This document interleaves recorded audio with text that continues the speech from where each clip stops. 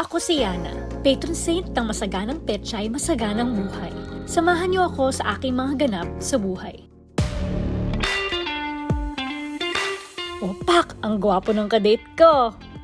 Ay, di nga pala ako nakikipag-date. Ano lang to? Meeting. Meat as in karne. Yum!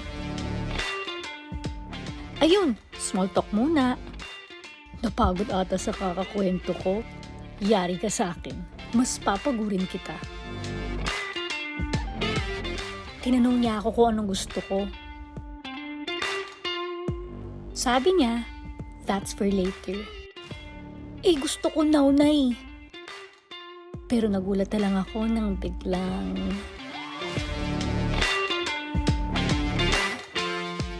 Hoy! Bakit may pag-zoom? Bawal mag-zoom.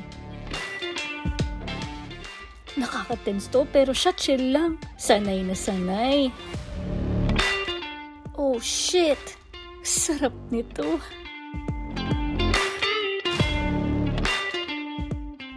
Ang init! I need a drink.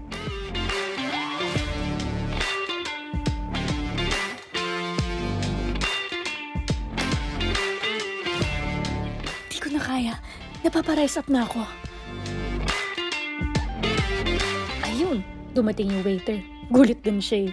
Tapos ayun, dumating na yung food. Masarap naman, 8/10. Kaso mahal, so 7/10 lang. At may paghiwa effect pa siya. Overall experience, 8/10. Mas masarap yung nangyari after. Char! Di ko maiwasan na